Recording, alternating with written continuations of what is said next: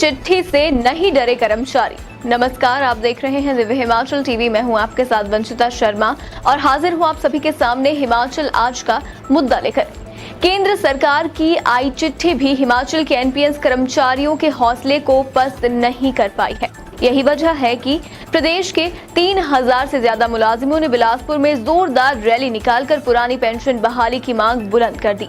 Rally में NPS कर्मचारियों का जोश इस कदर हाई था कि बिलासपुर शहर नारों से गूंज उठा।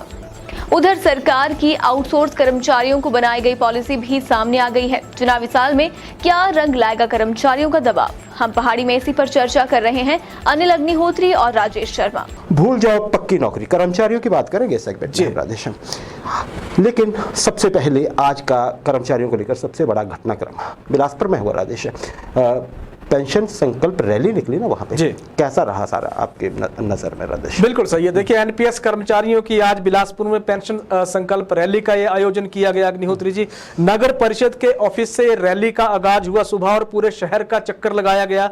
हाथों में पोस्टर, बैनर और तख्तियां तक लेकर ये कर्मचारी पुरानी पेंशन की बहाली के नारे लगाते हुए निकले और रैली के लिए आगे आगे इन्होंने एक ढोली चला के एक पूरा शहर में माहौल बनाने की कोशिश की गई।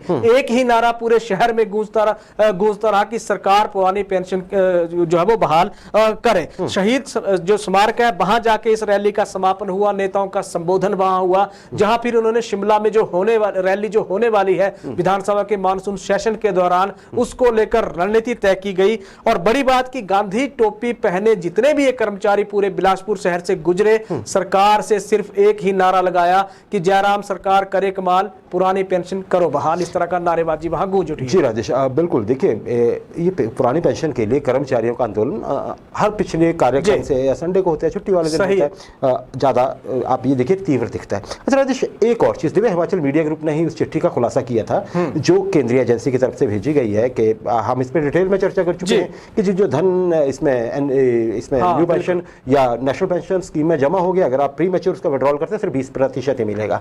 तो किसी भी सरकार के लिए अपने बेसिस पे राजेश ओपीएस देना बहुत मुश्किल लगता है। हालांकि राजस्थान ने तो आगे बढ़ के कह दिया, कमिट कर दिया कि हम तो करके दिखा देंगे। चलिए, लेकिन राजेश, इससे हिमाचल के जो कर्मचारी हैं, जो एनपीएस कर्मचारी हैं, वो जरा प्रभावित नहीं दिख रहे हैं। उनको लगता है कि ये कोई बड़ी बात है नहीं, और बिल्कुल वो कॉन्फिडेंट नजर आ रहे हैं। आप उनकी सोशल मीडिया की देख लीजिए या उनको आप वैसे देख लीजिए। तो ये राजेश, जैसे कांगड़ा के जो मनहा साहब है, जिलाध्यक्ष हैं, इनकी भी मैं कुछ पोस्ट देख रहा था पीछे, वो कह रहे हैं कि कुछ नहीं चलता है, ऐसा होता है।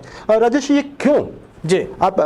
आपकी नजर में कर्मचारियों को क्या लगता है कि ये बड़ी बात नहीं है और इससे पार पाया जा सकता है? बिल्कुल। देखिए, एनपीएस के जितने भी कर्मचारी थे, आज जिस तरह से रैली इनकी हुई है, ना तो विचलित वहां नजर आए और ना ही डर एक तरह से उनमें कोई नजर आया। अगर ये विचलित होते, डरते सरकार की उस चिट्ठी से, उस फरमान से, तो 3000 से ज्यादा कर्मचारी जो रैली में आज पहुंचे थे, ये नहीं पहुंचते। अग्निहोत्री जी, वहां जहां तक चिट्ठी का सवाल है, तो ऐसा नहीं है कि उस चिट्ठी में एक पत्थर की लकीर खींच दी गई है और वो लकीर अब मिटाई नहीं जा सकती है। चिट्ठी का एक हवाला दिया गया है, एक आरटीआई का एक हवाला दे रहे हैं कर्मचारी, जिसमें यह कहा जा रहा है कि एनएसडीएल जो कंपनी वहां हिमाचल प्रदेश का जो अकाउंट होल्ड करती है, एक आरटीआई ली गई है जो आगे जो नेशनल एक कंपनी है उससे जो उसको नेशनल स्तर पे जो फंड अरेंज करती है, उसका नाम है अग्निहोत्री जी पीएफआरडीए से एक इंफॉर्मेशन मांगी थी, राइट टू इंफॉर्मेशन के तहत, जिसमें यह कहा गया था कि हिमाचल प्रदेश के 7339 कर्मचारियों को कोर्ट के फैसले के बाद उनको एनपीएस से हटा के ओपीएस की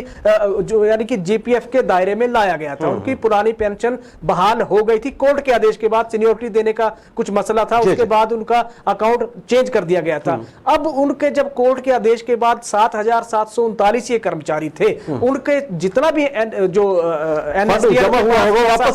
जितना भी जो फंड उनका जो एनपीएस के तहत काटा गया था, उसको बाकायदा हिमाचल प्रदेश सरकार के अकाउंट में जो ये कंपनी है इसने डाल दिया था वो पैसा। जब 7000 कर्मचारियों के लिए इस तरह की व्यवस्था बन सकती है, तो 1.25 लाख कर्मचारी जो अपना हक मांग रहे हैं, क्या उनके लिए व्यवस्था नहीं बन सकती है? इस तरह का वहां एक तरह से जवाब दिया गया है। और डराने की जहां तक बात है, बिल्कुल डर इन कर्मचारियों में नहीं है। मतलब कर्मचारियों को लगता है ऐसी बात आएगी, नौबत आएगी तो कोर्ट है जो उनकी मदद करेगा। एक और चीज भी कही जा रही है कर्मचारियों की ओर से कि देखिए, कोई और नहीं देता है पेंशन सरकार ही देती है, सरकार की मर्जी से लगती है। जी। क्या एग्जाम्पल दिया जा रहा है, जो Himachal Pradesh public service commission के सदस्य हैं, हाँ, या फिर अध्यक्ष हैं, जो जब रिटायर हो जाएंगे उनको कुछ पैसे मिलेंगे, उसको पेंशन का नाम देते हुए एनपीएस कर्मचारियों का कहना है कि देखिए जी इस मामले को देख लीजिए, सरकार की मर्जी से हो रहा है, प्रदेश सरकार की मर्जी से हो रहा है, तो हमारे बारे में क्यों नहीं सरकार की मर्जी चल सकती, किसी केंद्र की मर्जी कैसे चलेगी। खैर, तर्क तो बहुत बढ़िया है, आगे देखते हैं जाती कहां तक है बात है। राजेश, आउटसोर्स कर्मचारियों की बात भी कर ही लेते हैं, लगे हाथ हम।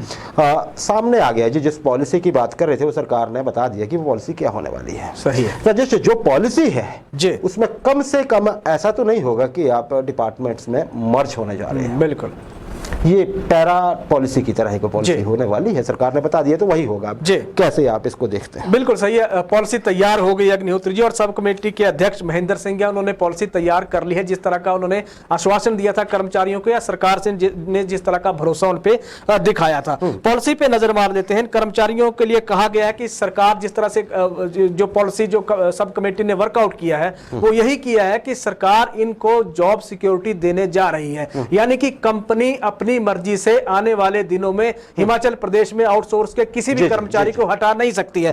दूसरी चीज जो पहले कहा जा रहा था कि डाइंग कैडर के अगेंस्ट जो मर्जर होगा विभागों में, बोर्डों में और निगमों में, उसको लेकर भी जो सब कमेटी है उसने बता दिया है कि जो जितने भी पद हैं वो सिर्फ 14,000 डाइंग कैडर के पद हैं, जबकि इन कर्मचारियों की संख्या 28,000 बनती है। पहले पता था कि हिमाचल में कितनी सीटें होती है, उसमें डाइंग कैडर कितना होगा, उतना तो नहीं होगा जितना है। राजेश, एक चीज इससे ये समझ आ रही है कि देखिए अब ये कुछ ऐसा ही हाल होगा या इसी तरह से इतनी राहत मिलेगी जैसे कि वर्तमान में एसएमसी टीचर हैं या कुछ ऐसा है। राजेश, ऐसे हालात में क्या देखिए बात तो वही है ना, कर्मचारी जो ये रखे गए थे ये कंपनियों ने रखे थे, सरकार से ये उम्मीद थी या दबाव था या मांग थी कि आप हमें इंडल्ज कर लीजिए गवर्नमेंट सेक्टर में और हमें पैसे दीजिए। राजेश, R&P रूल्स के तहत ये भर्तियां नहीं हुई थी, तो सरकारी कृपा चाहिए इस पे, ये कोई वैसा नहीं है।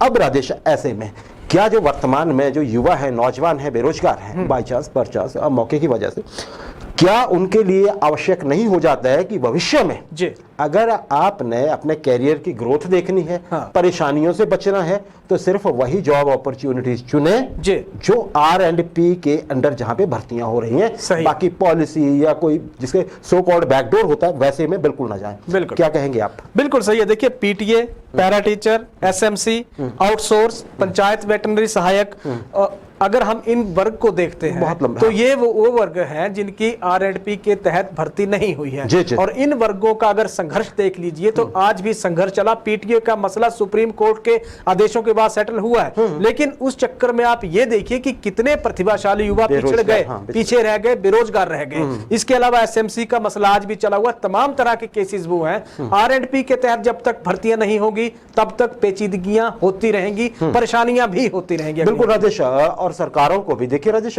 सरकारें अगर ये करती रहेंगी ना तो फिर होगा ये कि आप मानते जाइए अंतहीन सिलसिला है, आप भरते जा रहे हैं, कोई न कोई तैयार होता रहेगा कि जी उनको किया अब हमें भी कर दीजिए। सही है। तो ये थोड़ा आक्रोश युवा वर्ग में दिख सकता है। और अब तो इलेक्शन टाइम आ रहा है, सरकार को दोनों तरफ देखना पड़ रहा है। राजेश, जिला परिषद कैडर के कर्मचारियों की बात कर लेते हैं। राजेश, संघर्ष थमा नहीं है अभी, हालांकि सरकार भी ऐसा लगता है कि आर पार की स्थिति में आती दिख रही है।